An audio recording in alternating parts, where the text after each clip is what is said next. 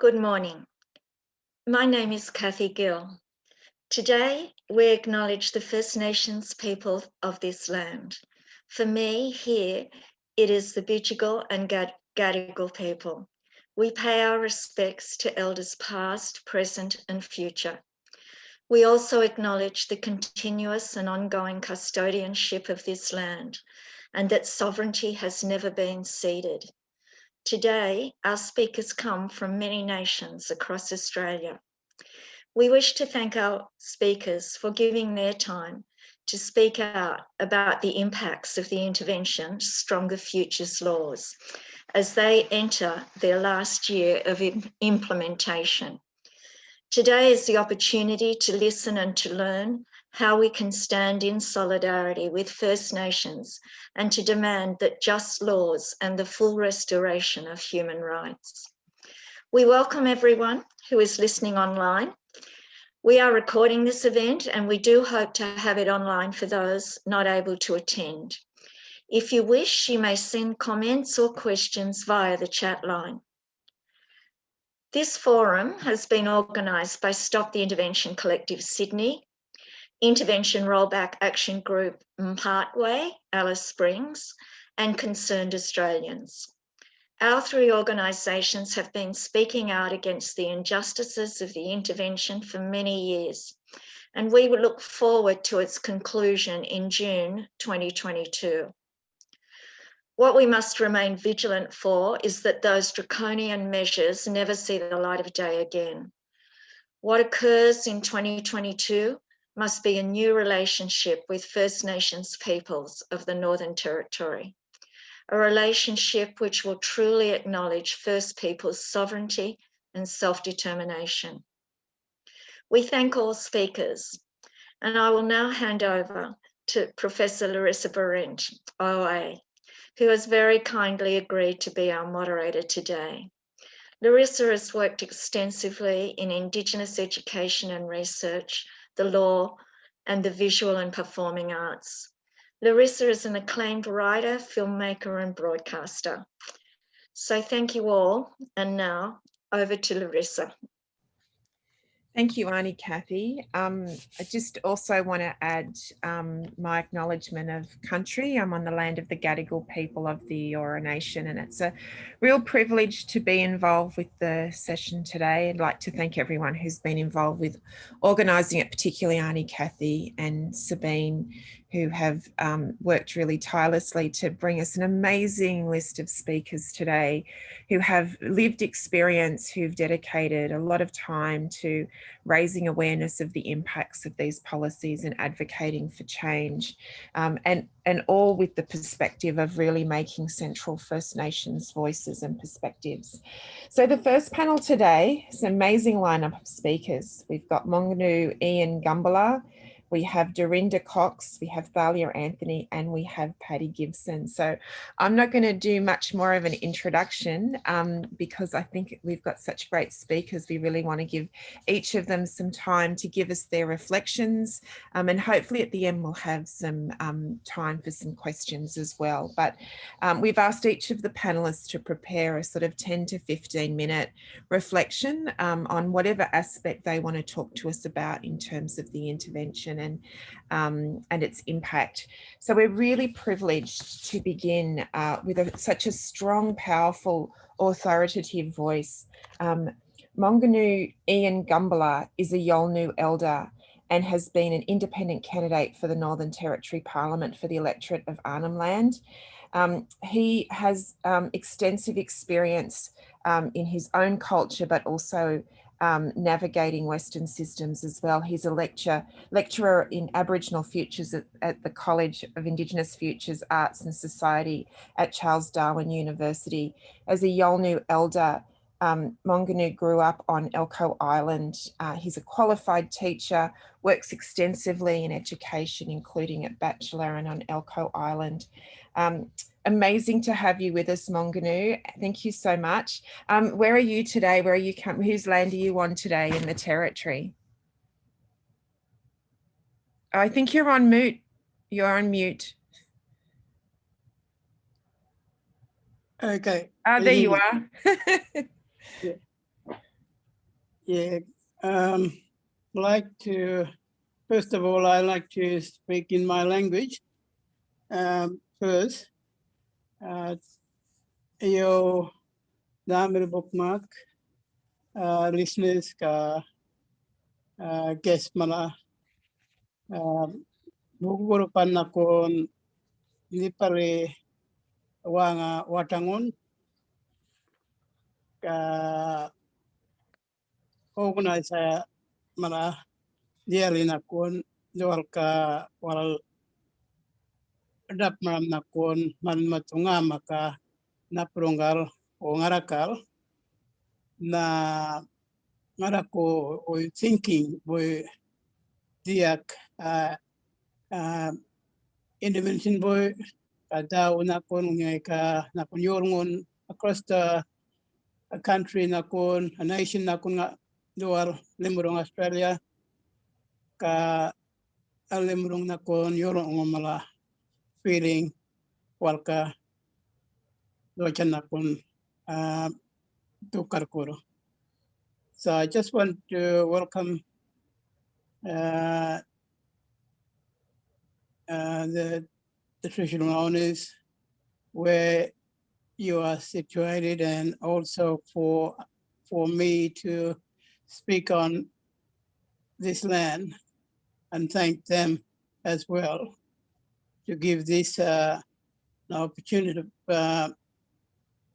story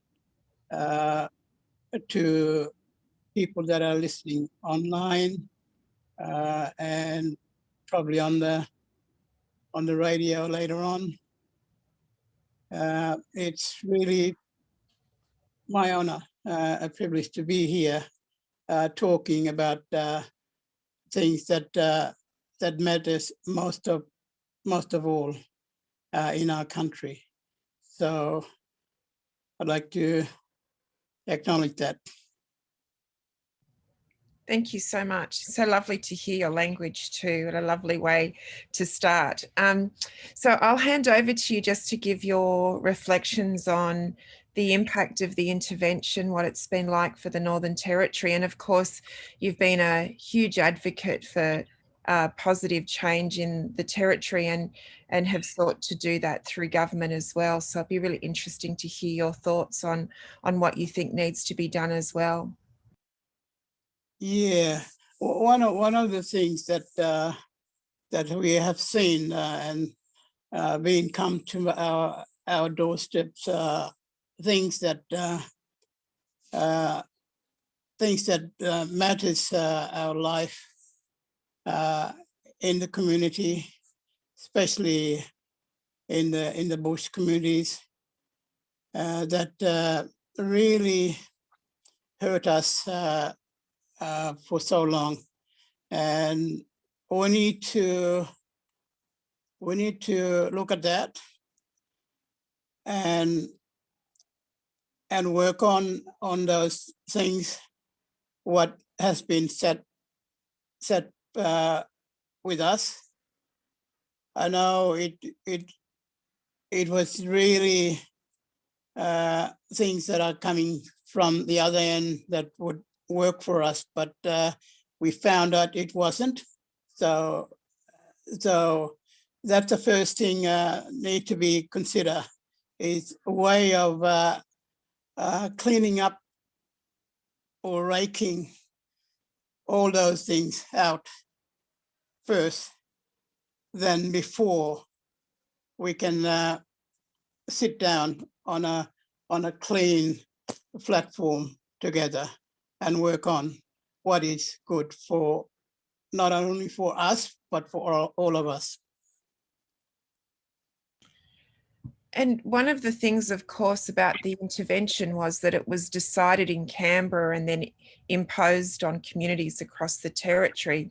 From your perspective, just with people being able to hear what you have to say, how important is it for what happens on the ground in the Northern Territory to be led by the traditional owners and First Nations people? I think our people are very strong on standing, and they know what is best to go forward without any intervening process that they think that it's okay for us, but it's not. We know best how to go forward. The things that will help us in the community. There's leaders, there's young people looking upon us to be a driver to take our community, our people forward to where we want to feel comfortable with. And one of the aspects of the intervention, one of the reasons the government said that it was rolling it out was to better protect children. As somebody who works deeply in your cult, lives deeply in your culture, works in education, I was wondering if you could share with us your thoughts on why connection to culture is so important for young people and what you think is the best way to ensure that children are healthy and protected. Yeah. As you probably know, or maybe not, history tells us of our people, the responsibilities and the role that our people, our elders, our leaders before us and now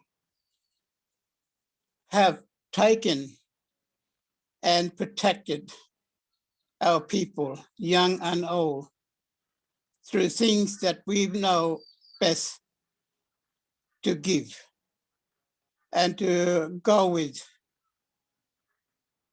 through our life.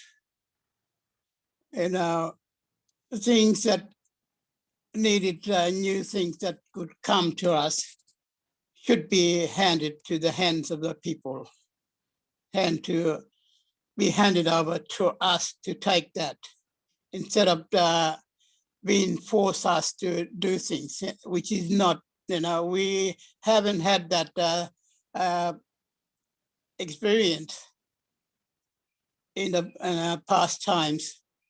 History has said that we very strong and we know how to develop, how to manage, how to protect our people, our land. We've been protecting our land for so long and our people. So, it's very strong that I stand and talk like this for my people, that it's really things that young generation are looking upon for us. If we are strong here, our young ones will be strong on taking and working on the things that are coming to our life.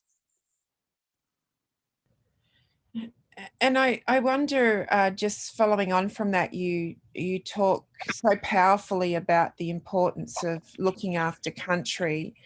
And I just wonder if you could perhaps explain for people who don't really understand why that connection to country is so important for traditional owners to have and to be able to exercise, because obviously one of the things the intervention tried to do was to make it easier for mining companies to get permits to and stopped Aboriginal control of Aboriginal land. So could you share with us your reflections on why that connection to country is so important, so that people understand why that's such an important thing to preserve?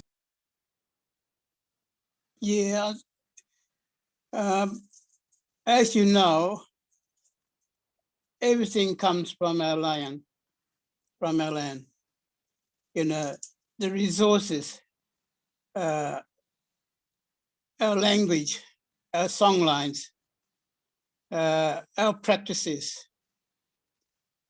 It's everything that comes from the land, the law that comes from the land that we practice through our dancing, through a ceremony thing. That's why it's very important, the protection of about our people, our land, because the land got everything for us. So that's why we was really protecting from the very beginning to now. things that are going in to try and separate that connection from us. We are very strong on stopping it, because it is something that we can put aside for our younger generation to be a leader for tomorrow, to look after things that will come from them to help them be strong as a strong leader and to lead the community and lead their people. And I wonder if you could tell us a bit about why you decided to run as an independent candidate, and what you hope to achieve if you were elected into Parliament. What sort of changes do you see as being needed through that process?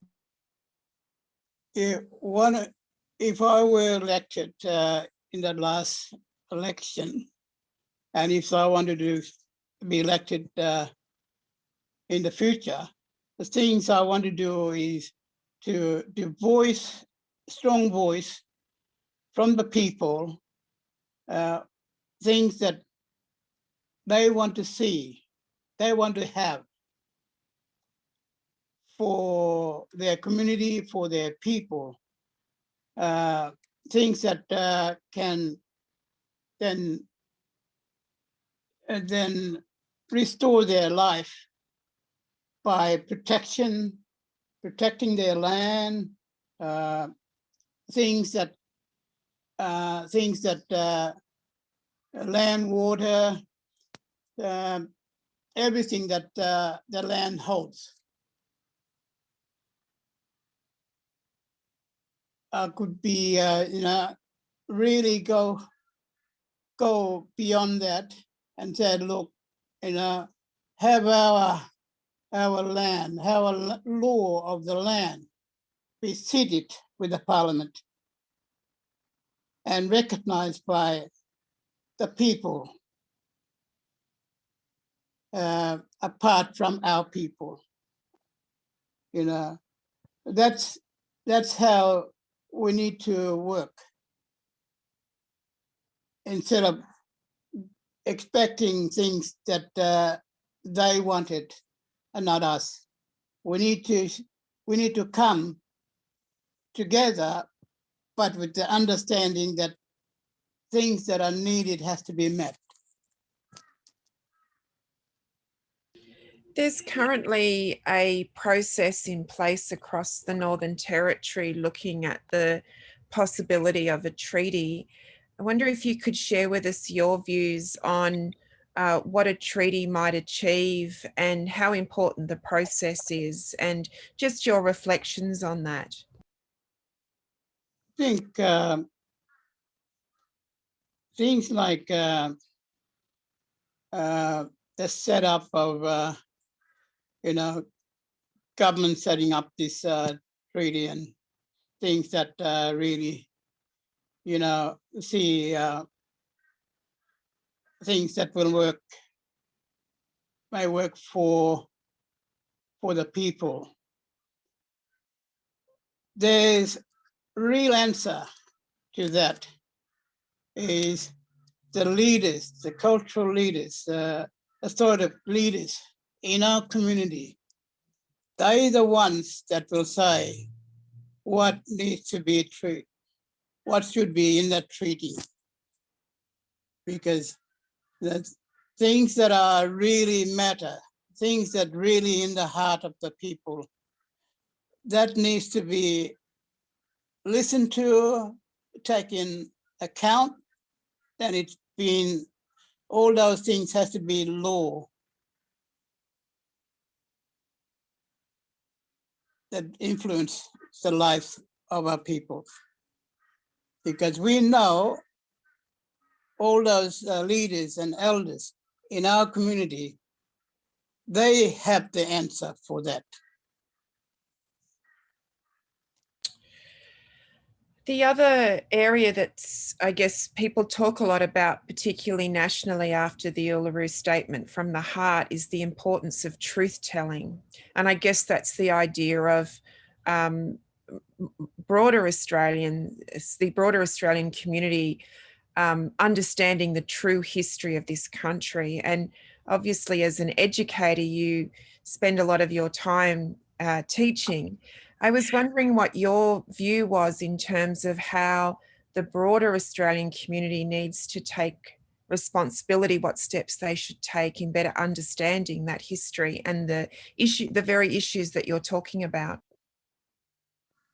Yeah, I think there's a lot to do with that to find out about the history of the First Nation people, especially here in Australia. And there hasn't been much going on through institutions or schools or anything that deals with the support for First Nation people. You know, there should be a Black history here in Australia. People history, things that gone through, you know, who holds the land, who is responsible, you know, in each of the area across the nation. You know, each got their own way of doing things and holding. That needs to be known to people, outside people, you know, because the things in that in the curriculum, things that in health things, you know, they using stuff that you know, other things. You know, we got things in the bush that we know to heal people. You know, we get educational things. We get all the other things that what are setting up now, you know, white society, you know, things that are coming in to us, services, programs, and saying, look, we want to do this one. I want you to be developing this, but hang on, do you know the history? Have we developed and protect our land, our people? That's the sort of thing, you know, need to be known before we are given. But those given have to be given to the right people, the people of the land. Thank you so much for that. My final question is really, I guess, focusing again on pulling together a couple of the issues you've spoken about, but specifically in relation to the criminal justice system and policing. And obviously, one of the impacts of the intervention has seen an increase in overrepresentation of young people, an increase in suicide rates. And we saw the recent Royal Commission in the Northern Territory into Dondale highlighting how many young people in the system are actually Aboriginal children, completely overrepresented. And just wondering from your perspective on this particular issue, when there's been such criticism of the Western ways of policing and dealing with offending by incarceration, what are your views, particularly from a cultural perspective, about how we can do better in this space in terms of looking after young people and ensuring that they're on the right path? Yeah, I think recently in my community, we adapted a justice group that designed what we in a cultural structure, which is, you know, we've been doing that for so long through a tribal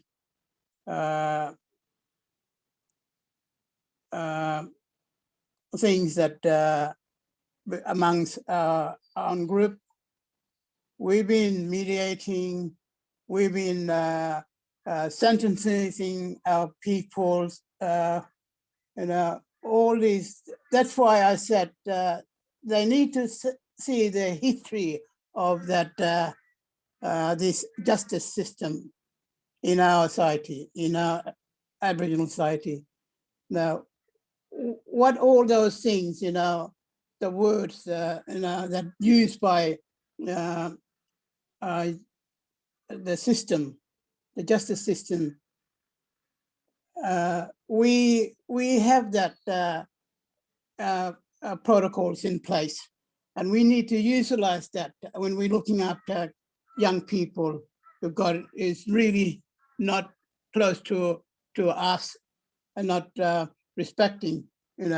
We go through that every day of our life, and when things happen, they tend to go away from that and follow the white system, the justice system, and we try to say, look, all right, this is our things, but we need. We're talking about the lawyers. We're talking about the judge. We're talking about how that process will go with our people. We seem to be not looking at that and supporting that where we are and working on that. They're just going in and putting that aside, which is not good for our community to be able to do, because we're seeing a lot of our people in that space, young people going there away. We should be nurturing them. We should be comforting. We should be guiding them through, because we got big country to actually do that. We've been doing that so long time ago. Now we're still doing it, but because of the restrictions coming in, we're unable to do that, and which is not good. We need to be looking at a better way of doing justice and supporting young people and supporting young adults, male and female. That's the sort of thing that should be in the hands of our people, our elders, our leaders, because the responsibilities lies within us. And to be, when we have that, we are strong. We are much more stronger, and we can utilize things that are resourcing us, how that should be working alongside with us. Thank you so much. So powerful to hear your words, Mongunu, and what a wonderful way to start our discussions today. It's always a privilege to hear your strong advocacy and your strong voice. So thank you so very much from all of us. Thank you very much. So everyone's clapping. You can't hear them, but you might be able to see some hands waving. Thank you very much. It's now my great privilege to introduce our next speaker, Dorinda Cox. Dorinda is the WA Greens lead Senate candidate for the next federal election, but she comes to that position from a lifetime of active advocacy as an anti-violence campaigner, ex-police officer and small business owner. She's worked across First Nations policy, legislation and practice for many decades at the international, state and federal levels. I think many of us would describe her as a disruptor, and she's worked across systems advocating for change, for grassroots movements, for climate and social justice. She's been just an absolutely tireless advocate for the rights of our people. So it's very exciting to see her take on a new role in relation to that ongoing work. And I would just like to say as well, it's very fitting to have a representative from the Greens here, as many of you will remember at the time the intervention rolled out, and when the Labor Party came to power, the intervention wasn't subjected to very rigorous interrogation by the two major parties. And it was really the Greens who asked the questions and used parliamentary processes at the federal level to ensure, or trying to ensure, some accountability for these policies. It's fantastic to have you, Daywurrwurr, with us. And I wonder if you could, so lovely to see you again, if you could tell us whose country you're on. Thanks, Larissa, and thanks so much, Mongunu, for that amazing foundational, opening for us to have this conversation. I'm joining you this morning from Yolŋu Elder country in I'm situated in Boorloo, which is Perth. And so firstly, I just want to say Nalakadajan Wajak Nyunga Moratkayang Kara Nijabuja, which is I pay my respects to the Wajak Nyunga people whose land I humbly live and work on. I want to pay my respects to their elders past and present, and also any elders that are joining us from other nations, and also acknowledge the elders, the land, the waters and the sky in which you're joining us from as well. It's a real privilege to be asked to speak this morning. And as Larissa said, my new role is as the lead Senate candidate for the federal election for the WA Greens. So I'm never saying replacing Rachel Siewert, because that woman has 15 years on me in the Senate, and the amazing work that she's done to help First Nations people across this country. Rachel has been a very, very strong ally for us in the Senate in particular, and along with she's passed the baton over now to Senator Lydia Thorpe in Victoria, who will continue that amazing work. And if anyone knows Lydia, you know that she's a very, very strong voice for us in the Senate and across the Parliament, and working across the aisle to make sure that we actually get the outcomes that we achieve for First Nations people.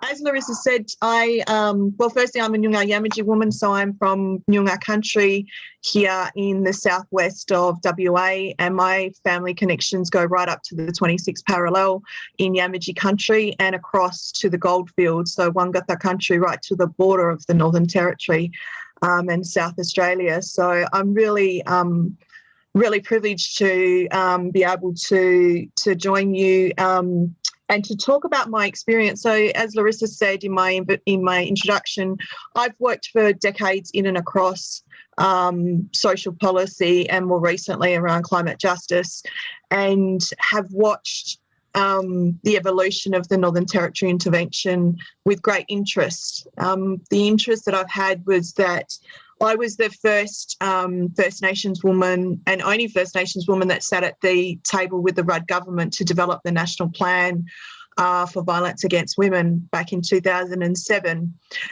So in Canberra, we had a conversation about Nanette Rogers's late line, media article that triggered the NTER, as they called it back in those days. And so it wasn't until, that was exposed did the nation then sit up and say, we have an issue in the Northern Territory. And, it was sold to the broader public around the urgency and the issues for remote Australia and the issues of child sexual abuse and family violence for our women and children. And I don't think any of us online today or anywhere in this country would argue that that's an important issue, that is critical and should be at the heart of the work that we do alongside First Nations people in the Northern Territory. And I think that Auntie Pat Turner's comment around this being the Trojan horse that was used to go into our communities, and more so in the Northern Territory, to take away our land, is a really, really important position that we need to take, and we need to call that out. We need to do that truth telling that Larissa was talking about. I quickly just wanted to to share a quote, and it talks about June 21, 2007 is a defining date in Australia's history, and it's the date that changed the government and Indigenous relationships profoundly. It stated the aim of the intervention was to protect children. However, while it included some positive initiatives, it also included a range of policies that discriminated against Aboriginal people, describing government policies as a range of coercive paternalism. Now, that comment came from Pat Dodson, who everyone would know as the godfather of reconciliation, but who is now our West Australian Senator. And Pat, in saying that, I think really highlighted back then for us the importance of the way that legislation was used to discriminate against First Nations people in this country, and that we can't ever forget that. And I think that changing of the relationship basically became the cookie cutter for the Commonwealth government to be able to look at how they tested and tried changing legislation, took away the rights, the human rights for First Nations people in the Northern Territory, and were able to legislate that to break the spirit, I think, of First Nations people in that state or in that territory. It was demoralising, and still we see the legacies and the ongoing impacts from that. I remember being at the table and hearing that in the first month of the rollout of the intervention, there were 19, it went from 19 to 36 permits that were granted for uranium mining in the Northern Territory. And that was just astounding. And that sticks in my mind from 2008 when I heard that figure. And I thought, this isn't about women and children anymore. This is about a big land grab. And the work that everyone did around making sure that the Racial Discrimination Act was reinstated, the UN intervention that went on in that, the evolution and the reporting of, the independent reports that were churned out in relation to income management. We still see the CDC or the cashless debit card still INDU still being in existence, and Rachel being one of those people that's fought really fiercely around how ineffective that is. And even last week, they were still talking about it in the Senate. Minister Rushton saying people wanted to remain or had opted in Northern Queensland on this card. Is just amazing that the government is so far removed. They think that people can just get up and get jobs. We are still the only Commonwealth country without an anti-poverty strategy. So we can't ignore that the drivers of what's happening in our communities is linked to all of the disadvantaged. Closing the gap isn't doing anything. The Closing the Gap targets, when we talk about the review of the Stronger Futures legislation, we know that lots of that is about the closure of remote communities and homelands. We know about the housing issues. We know that this is all wrapped up in the millions of dollars that is churned out through the federal government and distributed across the national partnership agreements to states and territories, and in particular the Northern Territory. And it is up to the Northern Territory government to make sure that Northern Territorians are at the heart of the decision-making, and that First Nations people are at the heart of that decision-making. We're the oldest living culture in the world, and our connection to our country, as Mongunu said, is so important to us, our identity, our way of living, our way of being, and our spiritual connection, that we have to protect that. So the environmental issues in that state now with fracking, Senator Thorpe heard from the Northern Australian, was part of the Northern Australian Committee on Friday and heard about the Beetaloo Basin and what's happening there. It's just such a move away from its original intent. So I think that we need to make sure that when we're looking at that and when we're saying, how do we do better? If we know better, we should be doing better.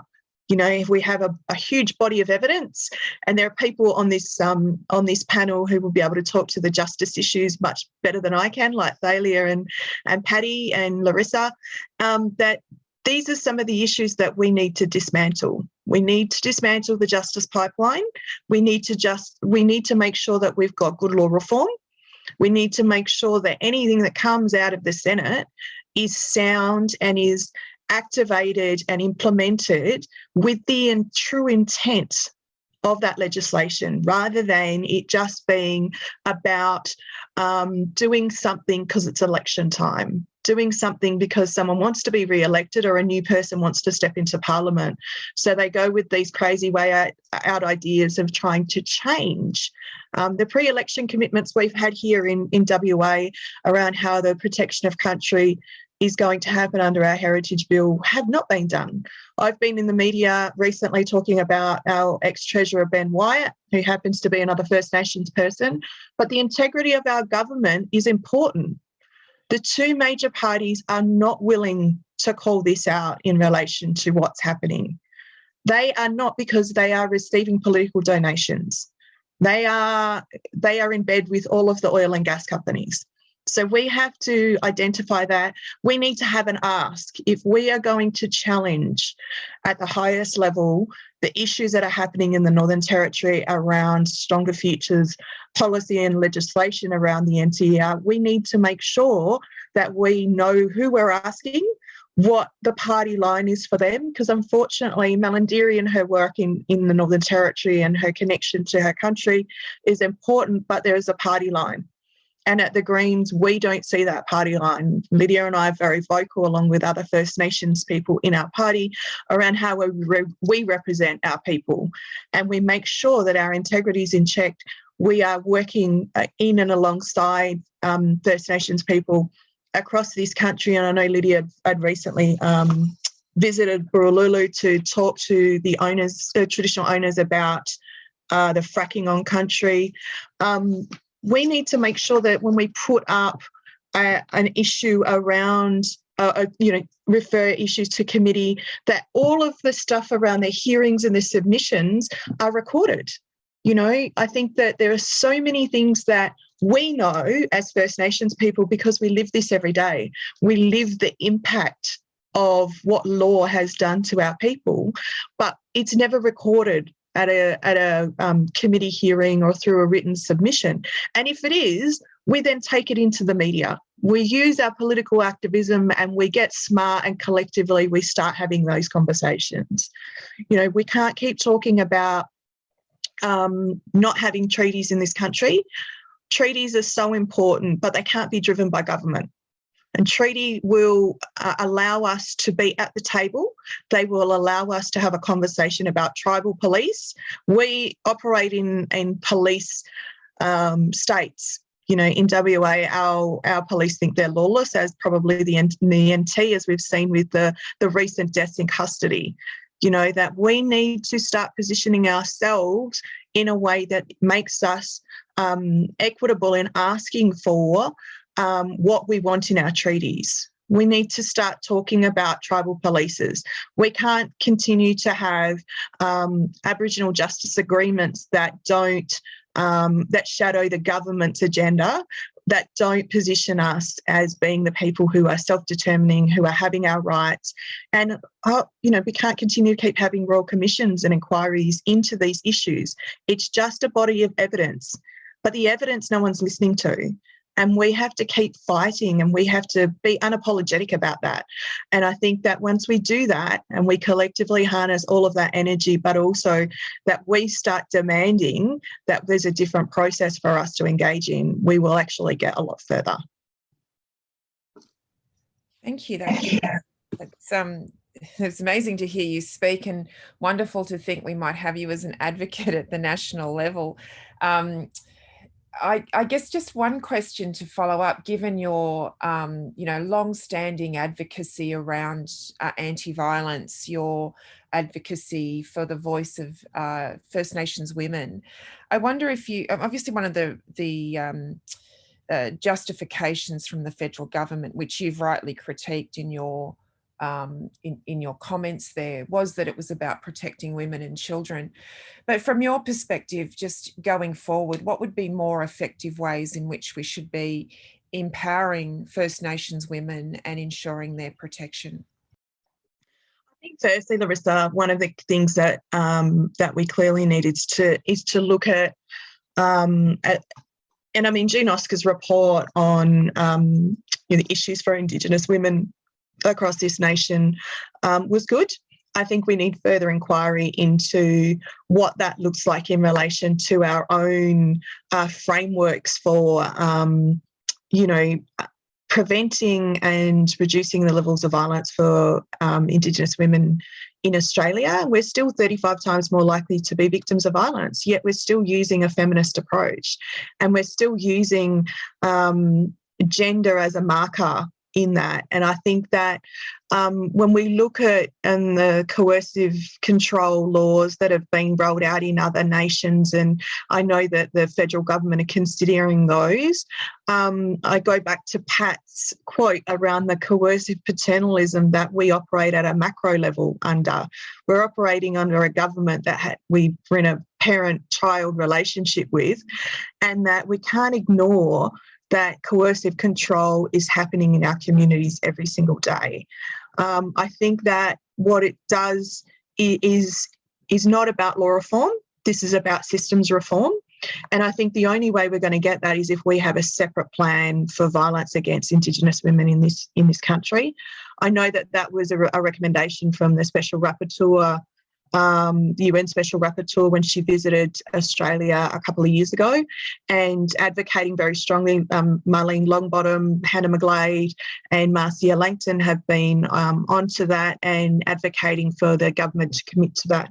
But having an advisory group is just one element of that, and I think we have to start looking at, like Canada have the 400 missing and murdered Indigenous women as an inquiry. We need to have some clear sight of what I think law reform, policy and practice looks like in this country about how we're going to shake it up and do things differently.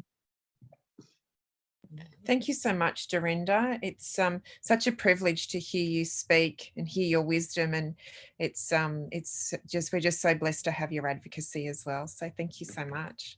Thanks so much, Larissa, and also for you. I'm a great fan of your work, so always great to be in your company and others on the panel. So thank you. Thank you.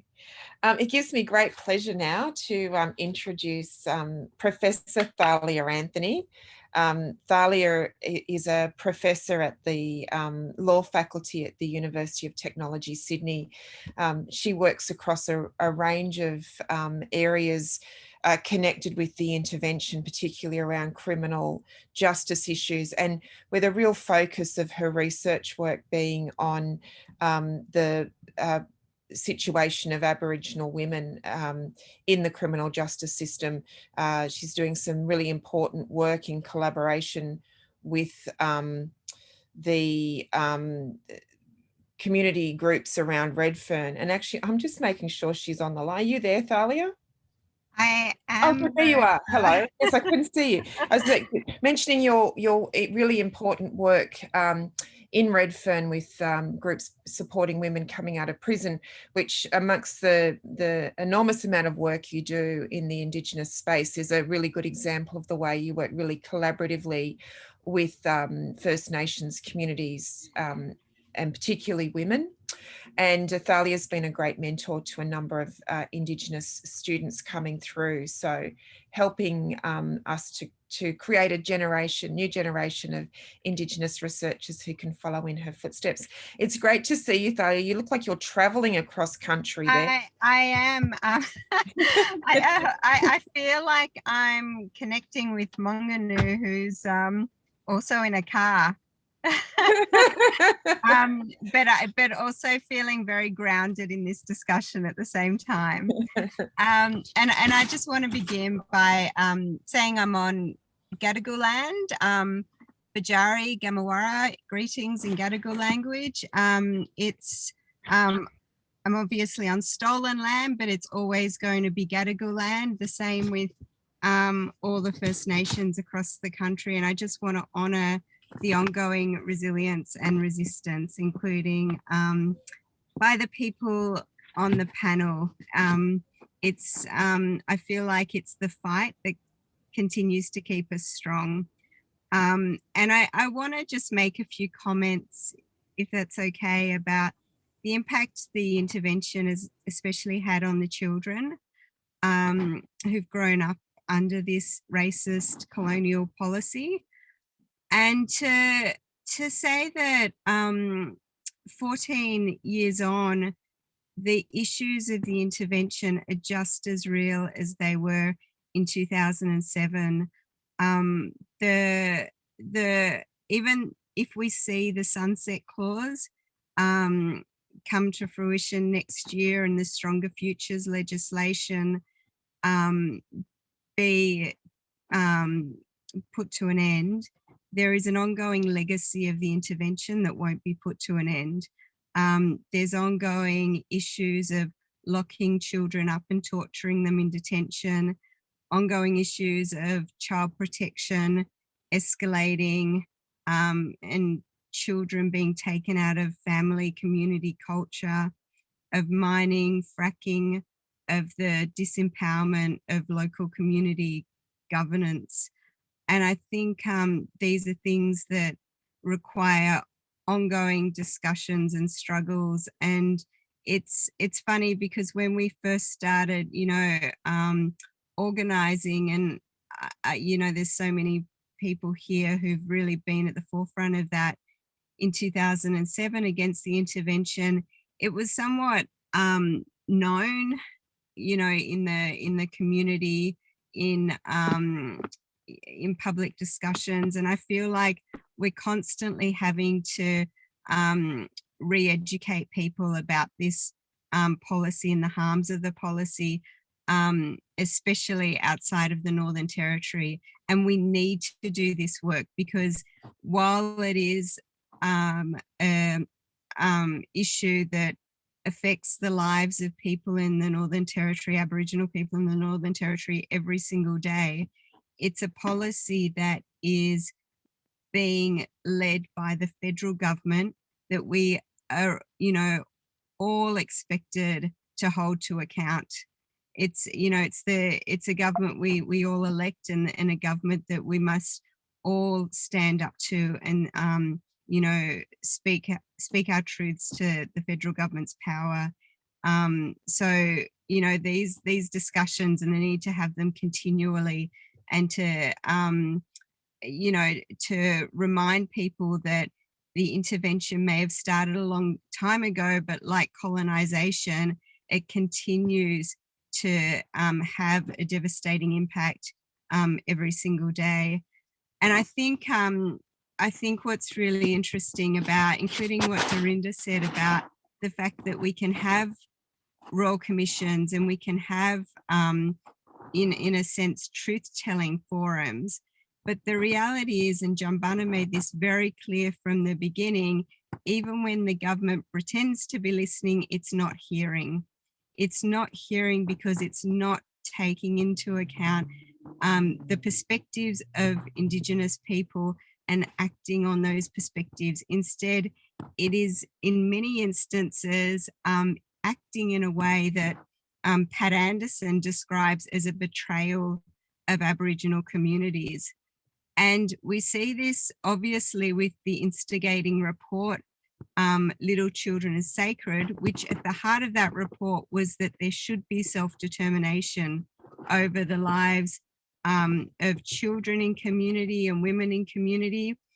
But instead, the government did enact this violent and paternalist policy.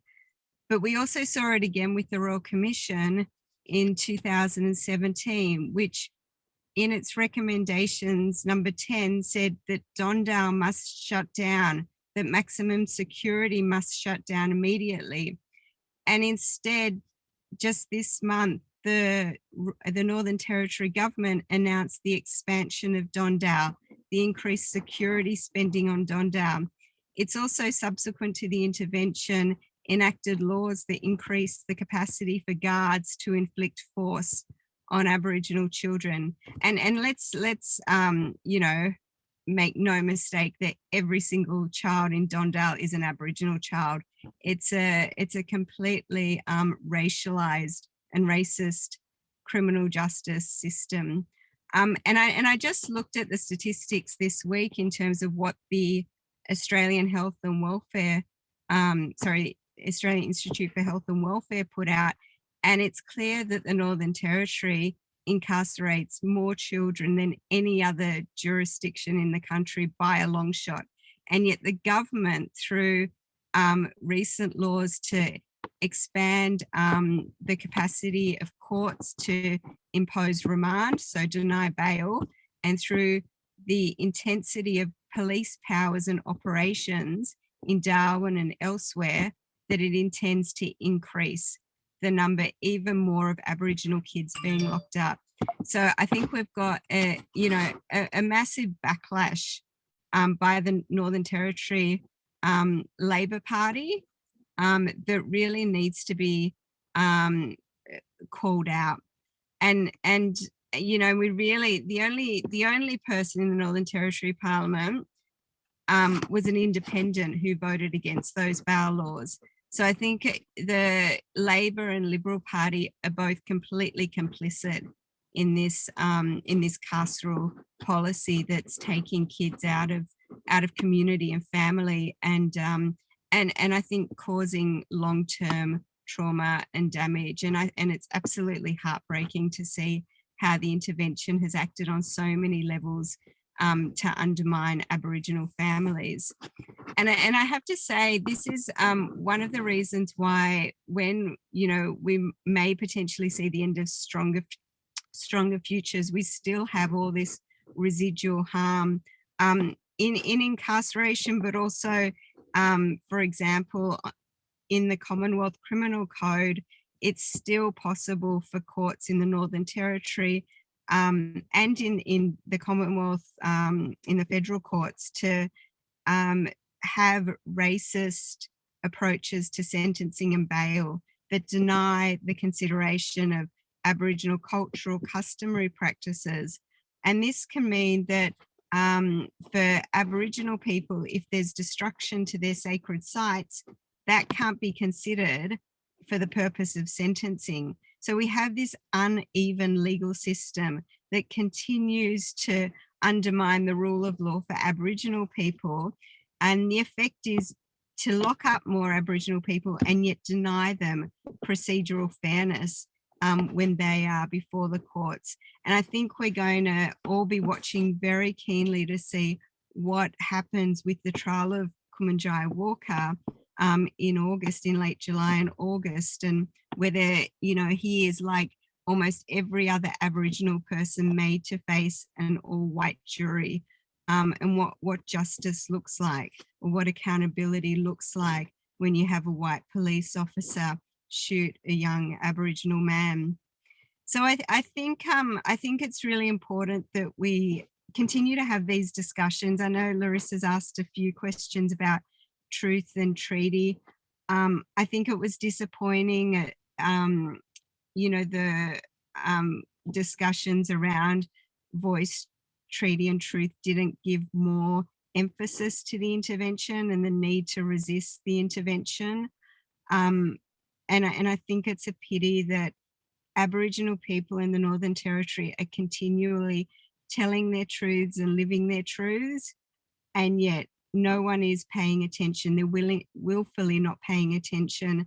And this has meant that for too long, the policies of government are top down and willfully neglectful of what Aboriginal people are asking. And we saw that time and time again with the Aboriginal witnesses, either based in the Northern Territory that came before the Northern Territory Royal Commission.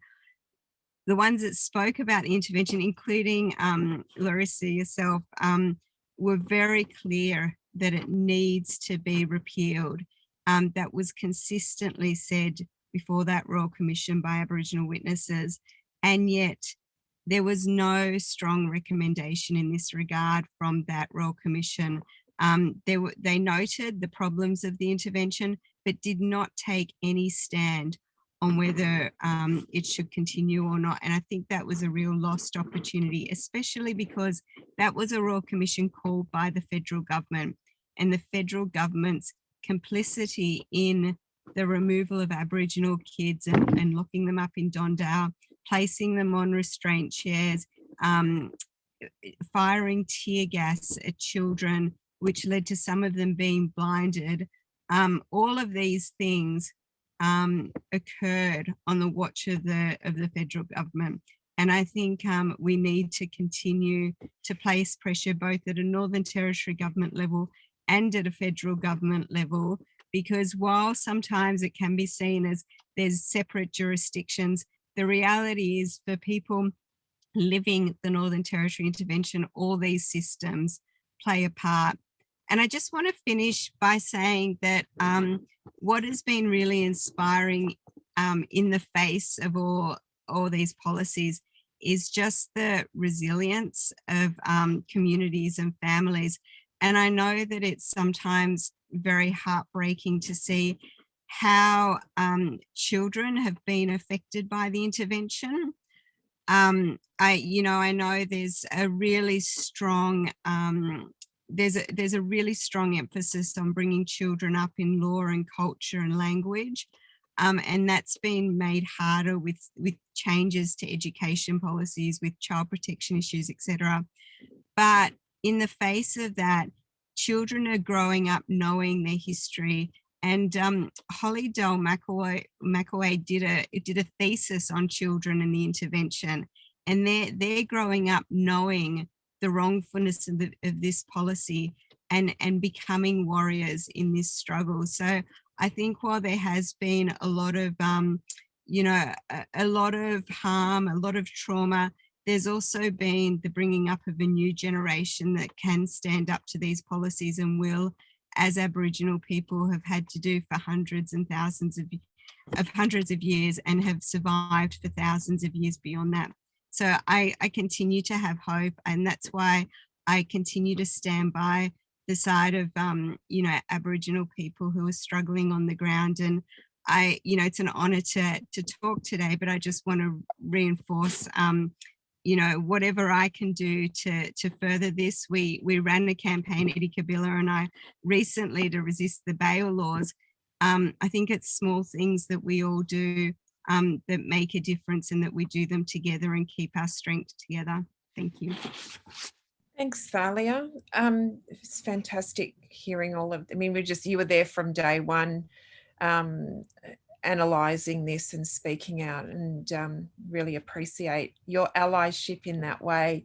Just one quick question. I didn't mention the important work you've done around night patrols, and I just wondered if maybe, given the fact you speak about hope and the fact that we do know that there are some things that work, if you could give us a bit of a reflection on what your research has shown in relation to that. I guess it highlights the importance of community-based solutions. Yeah, that's a really good point, and I think it brings it back to something you said early on, Larissa, around the role and work of Aboriginal women, and they have and especially in resisting policing and imprisonment, and they have absolutely led the charge with night patrols from the 1980s in Central Australia. They set up these night patrols because they recognised that keeping communities safe has been always was very much the purview of Aboriginal women, and so the grannies, the nanas in Central Australia set up these night patrols to take care of their communities. And I think that feeds into some of Dorinda's work, which looks at strong Aboriginal women leading some of the healing initiatives and how that's so important for safety. And so night patrols were set up as a way in which to both resist the coercive police interventions, but also to provide safe options when there was trouble in community. And they developed a lot of authority because of the ways in which they worked that were responsive to community needs and in sync with the culture of the community and respectful of that culture. And sometimes they could be a really important conduit to offsetting other more negative police interventions. So they grew and flourished in the 90s. It's been really interesting since the intervention. It was one of the things that the government, unfortunately, I guess, appropriated in some communities and tried to control. There has been some resistance. So some communities have said, we don't want your dirty federal government funding. We'll do our night patrols with fewer resources, but more autonomy and self-determination. But in other places, there haven't been those choices. And so it's one of those things where, you know, really successful Aboriginal owned initiatives get taken over by government, and then government uses it to fuel its own agenda, including potentially linking it to a law and order agenda, which is absolutely contrary to the spirit of night patrols. Night patrols are about caring for community, whereas I would say law and order is about excluding and harming community. And one of the things that, you know, is coming from Yuendamu, where Kumanjai Walker was shot, is the community call for no guns in community. And I think if, you know, there were proper two-way discussions between the white criminal justice or penal system and Aboriginal ways of justice, if there was a proper discussion, there would be so many possibilities to have a power sharing of night patrols looking after the safety, and at the same time taking away the violent you know, arms and mechanisms of the police, and thinking about ways where Aboriginal people can really start to I guess control the safety of their children, and ensure that there are better ways of I think keeping people on track, keeping people in culture, and making sure that communities are strong. Thank you so much, Thalia, and thank you so much for all the work you do as well. It's a real privilege, and thank you for hopping on this morning. We had a couple of speakers have to pull out for a range of cultural and community reasons, and it was so great of you to step in. Obviously, with your extensive work, you didn't need much preparation, but your insights are really valuable, and thank you so much. And also stepping in at the last minute, but certainly there right from the start of the Northern Territory intervention. I'm really excited now to introduce my colleague and friend, senior researcher, Paddy Gibson. Paddy's just completed his PhD, which has been in history, but Paddy was on the ground in the Territory and has spent the time since the intervention was rolled out as a powerful advocate and community organiser, challenging the intervention. So, Paddy, thank you so much for finding some time to be with us. Thank you. It's great to be with people this morning. Yeah, and again, thanks for coming on at the last minute. But you were one of the first people to raise concerns and get mobilised around the rollout of this intervention. So it's great to have you with us to share some of your reflections of what happened and what the legacy will be. Sure thing. Yeah, well, look, I'm on Bidjigal land today in Arncliffe in the inner south of Sydney. Yeah, and as I said, it's a real privilege to be joining you and to hear from all of the speakers this morning. And I'd just like to offer my ongoing solidarity to First Nations people in the Northern Territory who continue to live under these disgraceful policies and continue to suffer, and all Aboriginal people, you know, across the country who suffer very vicious racism and discrimination consistently in this country, on these stolen Aboriginal lands.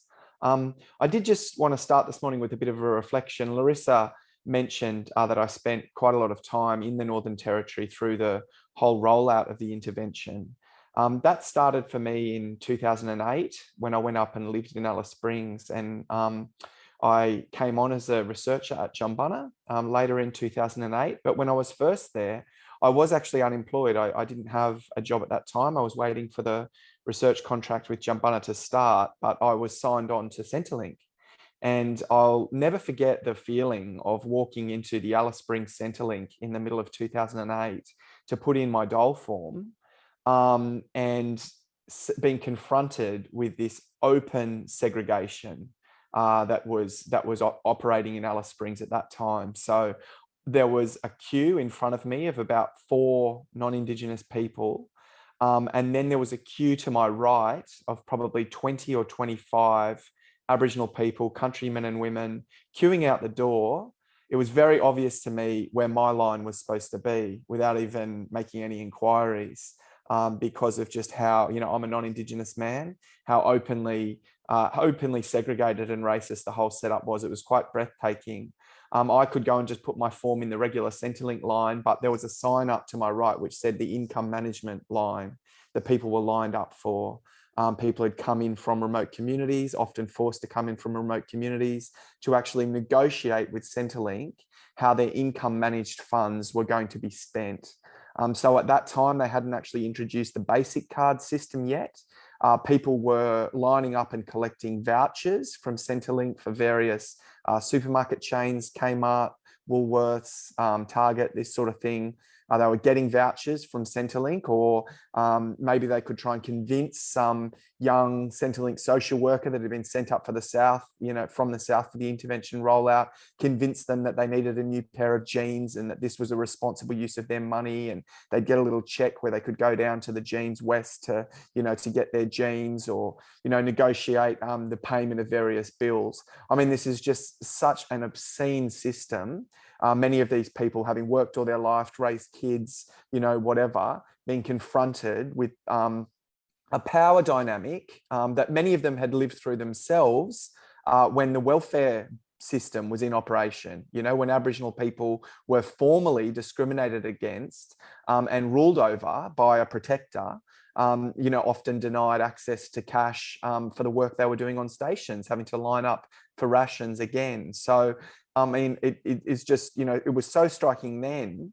But I think, what's given me real pause for thought over the last couple of weeks preparing for these anniversary of the intervention discussions is the extent to which this formal discrimination remains law in Australia. We have obviously a very vicious racism, as I mentioned, right across the country that Aboriginal people face every day.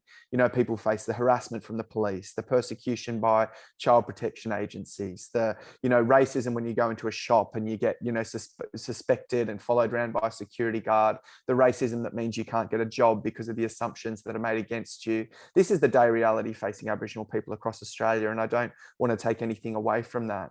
But I think it's important to recognise and understand the extent to which in the Northern Territory, it's actually written into law that if you're Aboriginal, you have less rights than non-Indigenous people. Or more specifically, if you live on Aboriginal land, if you actually live on land that your people have fought to get back and have some recognition that that is your land, then the intervention set up a situation where you now live in a prescribed community.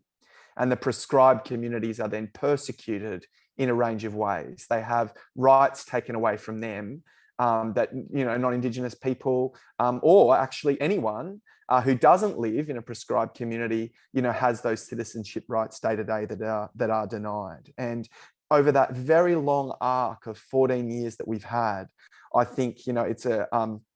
And Thalia raised it in relation to the question about the Uluru Statement. I think it is, a real indictment, I guess, of the level of public debate and discussion in Australia, that this has been allowed to fall away from the public eye. That there can be discussions about constitutional recognition, discussions about making treaties and all these kind of things, without any discussion about the fact that we actually have an apartheid system legislated in Australia. How can you negotiate a treaty with the government, that actually has you as a second-class citizen under their own laws? That's the actual power relationship that, exists under these intervention laws. And I think so much of the abuse that we have seen. You know, Thalia raised it as well. And, you know, our first speaker, you know, it was, you know, very strong to hear, you know, your words about the importance of, you know, community leadership and governance in terms of being able to provide a way forward for young people.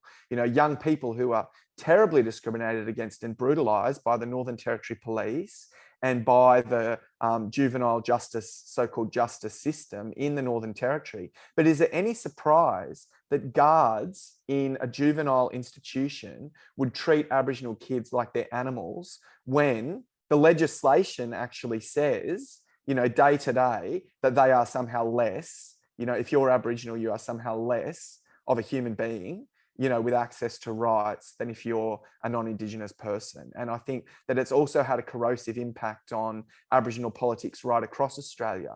I mean, the whole period of the Northern Territory intervention, we've seen a massive expansion of the extent to which Aboriginal kids in the Northern Territory are being forcibly removed from their families, which, you know, is a result of the bankrolling of a massive expansion in an apparatus to persecute struggling families and take their children away and place children hundreds or thousands of kilometers away from their family, often with non-Indigenous carers. You know, straight out stolen generation dynamics we're seeing playing out in the Northern Territory.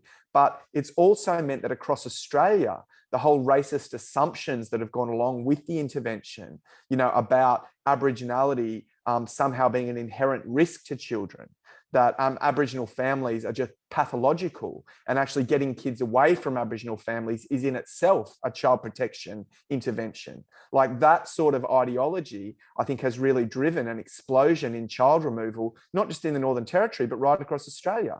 You know, and so I think, you know, you can't underestimate the extent to which the corrosive, you know, impact that this ongoing policy has had on political life and has had on the racism that Aboriginal people experience, you know, all across the country. And just had a few remarks, I think, about, you know, because it is so important, you know, the ongoing efforts. We say stop the intervention. 14 years later, we're still trying to stop the intervention. What does that actually mean, and what does that actually look like now? Because these policies began with a bang 14 years ago, you know, 500 pages of legislation that, you know, transformed the way that people's lives were regulated and the way, you know, that community governance actually operated all those years ago. A lot of those initiatives are now broken up across a range of pieces of legislation that we're going to need to deal with, and a range of policy areas that we're going to need to deal with going forward. So I just wanted to touch on some of that now, because I think it is quite important when we're thinking about policy reform and how what does stopping the intervention look like in 2021 after 14 years, you know, of actually living under this policy. The first thing that people have mentioned is that, you know, the Labor Party shamefully extended many of the original powers that were put in place by the Northern Territory Emergency Response legislation in 2007. They extended many of those powers with the Stronger Futures legislation that still exists today. And one of the key ones that I have heard consistent complaint about, including on a recent trip to Darwin just last weekend, when a number of people from Borroloola who are fighting very hard against fracking coming into their lands, and I'll touch on that at the end of my talk. But, you know, we went up there to talk to them about their experiences fighting mining companies and fighting fracking companies. But a lot of what people wanted to talk to us about was police brutality, and was the way that the police were actually behaving on Aboriginal land. And they have been given powers under the intervention laws that remain with Stronger Futures, which mean they do not need a warrant to enter houses on Aboriginal land. Police don't need a warrant. They can go into your house any time of the day or night, you know, under the pretext of looking for alcohol. Because what the Stronger Futures legislation does is it prohibits alcohol on all Aboriginal land, just a straight up prohibition. And there was some intention in the Stronger Futures laws to negotiate community-based alcohol agreements, you know, that might slightly liberalise the prohibition of alcohol and set up particular dry zones, you know, much as a lot of these communities had actually negotiated with the Anti-Liquor Board prior to the intervention. There was a patchwork of dry areas in communities that had been actual initiatives from those communities. The intervention wiped all that out and said, if you're on Aboriginal land, alcohol is banned. Huge fines, including jail time if you're found around with, you know, a bottle of beer on Aboriginal land, you know, and the Stronger Futures laws keeps this going. So if the police suspect there might be something in your fridge, a bottle of beer or whatever, it doesn't need to be a reasonable suspicion. No one's tested that. They can just barge in any time of the day or night. And they do. And I've seen the police actually use this to persecute outspoken Aboriginal families. You know, people who have, you know, led protests against police brutality or this sort of thing. Suddenly they find 10 bull wagons rolling into their camp and then, you know, going through every single house in that town camp, you know, using the pretext of the intervention powers. They could never do it to my house. They'd need a warrant if they want to just come into my house. But so that's, I think, you know, one very important thing we've got to understand is the police have got extraordinary powers on Aboriginal land that come out of the way that liquor is prohibited and pornography is prohibited. Still today, we're dealing with this ridiculous, you know, idea that, you know, if you're 18 years of age in Australia, what can you do? You can go out and buy grog and you can buy porn, right? That's what, you know, being an adult is. Suddenly you get these rights. But children and Aboriginal people on Aboriginal land in the Northern Territory are in the same category as being incapable of, you know, dealing with these vices of modern day society. So we just have to prohibit porn and prohibit alcohol and treat people like children, explicitly treat people like children. It's open paternalism. So that aspect of the Stronger Futures laws, I think the Northern Territory Police, I don't think are going to want to give up those powers. So next year, you know, the Stronger Futures laws are set to expire. I think it's very important that there is a hard fight to say, make sure that there is no further legislation to give these racist powers to the Northern Territory Police. That's going to be very important. Obviously, there's communities that want to be dry communities. That's absolutely their right, but that is something that has to be self-determined. That cannot be something that is decreed from Canberra with another piece of racist legislation that gives police those kind of extraordinary powers. Look, the intervention is very, very thoroughgoing, and I'm not in my time left going to be able to talk about all the other aspects of the policy and how they're going to need to change, but I will just quickly touch on two. The one, as mentioned, is the compulsory income management legislation. Now, this started in the Territory in Aboriginal communities only, you know, but it has morphed since then. So now we have, you know, income management legislation under the Mainstream Social Security Act, which allows the minister to declare any area in Australia an income management area for the purposes of the basic card system, or increasingly for the purposes of the cashless debit card system, you know, which exists in a lot of communities and actually quarantines more money than the old income management system. So instead of 50% of your income being quarantined, it's 80% under the cashless debit card system. And they're bringing this in now into Alice Springs. People have lived in Alice Springs with the basic card for 14 years. They're now going to have to deal with the cashless debit card, right? So that's a separate piece of legislation now, but we shouldn't be under any illusion that it is still an explicitly racist program. More than 80% of people on the income management across Australia remain Aboriginal people, even though they are spreading it out to some other marginalised groups. Overwhelmingly, it's a racist program. So I think we've heard, you know, some mention that the Labor Party are increasingly critical of the cashless debit card. And I even saw a meme on Malarndirri McCarthy's Facebook page saying Labor opposes compulsory income management. I think we need to absolutely hold them to that and say we need to actually fight that this will not be imposed on anyone. If people choose to go into some kind of money management program with Centrelink, like the old Centrepay system, you know, that existed where you could actually put money aside for bills and things, that's their business. No one's trying to take that away from anyone. What we need to oppose is the imposition of a ration-based racist system on people who don't want it and have the rights. And that's the final point I'll make, is just about the labour relations that came along with the Northern Territory intervention. It accompanied the scrapping of the Community Development Employment Program, not just in the Northern Territory, but right across Australia. So there's big critiques you could make of the old CDEP. It paid pretty rubbish wages, but it did pay wages, right? And they were under the Australian industrial relations system. And it did provide funding for local communities to have some self-determination about where local workers were going to work, what kind of programs were going to work. Taking out CDP has basically made most remote communities like unviable, if you like. There's no work there, you know, and there's very little resource for people to be able to provide services to their local communities. It's part of this agenda of forcing Aboriginal people to leave their lands, or as Tony Abbott said, you know, we don't want to support people's lifestyle choices, this sort of racist rubbish. People have got a right to wages and work on their lands, providing services for their communities. So again, Labor have made noises about opposing the work for the dole style system that exists now, where people are forced to work for a ration card, which is just unacceptable. No rights under the industrial law. If you don't go and work for your ration card, then you get cut off Centrelink entirely. That's the system we've got now, right? We need to fight very hard for a properly waged employment program back in communities. And I think that allows people to look after their own communities. It also allows people to look after their own lands, because that's the thing I'll finish on is, as people have said, they've absolutely gone hand in hand, this racist policing, persecution, intervention laws, and massive pressure on country coming from mining companies and increasingly from gas companies, right? So we've got a climate emergency. We've got the International Energy Agency of all agencies. This is like the International Fossil Fuels Agency, right? It's a corporate organization, essentially. They are saying no new gas fields. They are saying no new gas fields. But the Labor government in the Northern Territory is just approved more fracking.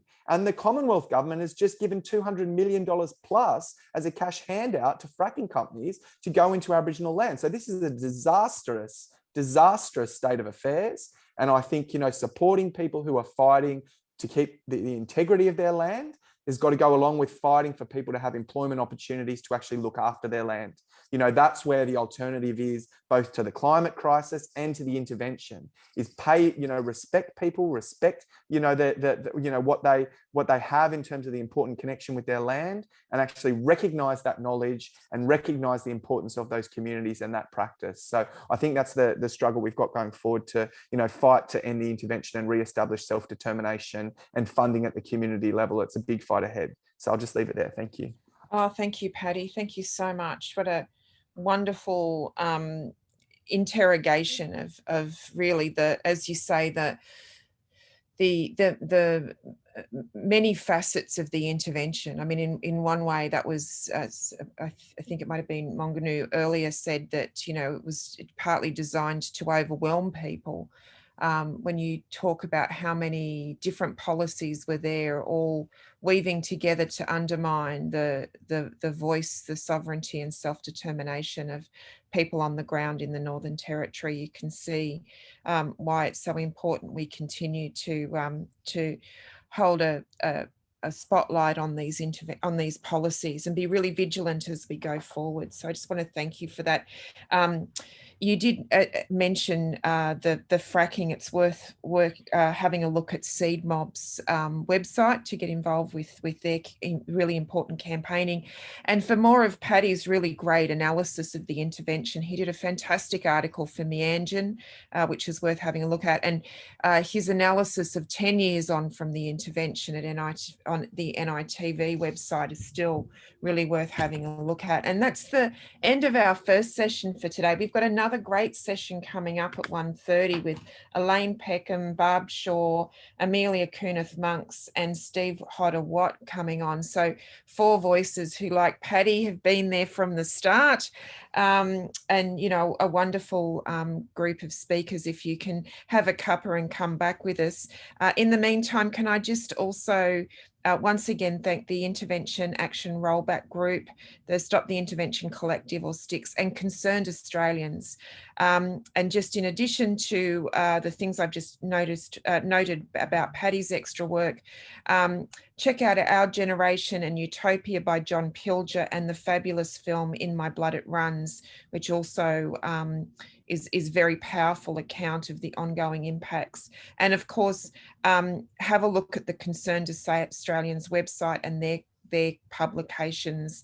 Why Warriors Lie Down and Die and the Intervention Anthology are also amazing. So let's thank our speakers one more time. So Mongunu Ian Gumbula, Dorinda Cox, Thalia Anthony and Paddy Gibson. Thank you so much for your insights and your time. And thank you to everyone who's joined us and took the time to listen to these really important voices and reflect on what needs to happen to ensure these policies aren't repeated. I hope to see many of you back here at 1:30 where Auntie Kathy Gill will kick us off again. So thank you. Thanks, Larissa. Thanks. you. See you soon. Bye. Bye.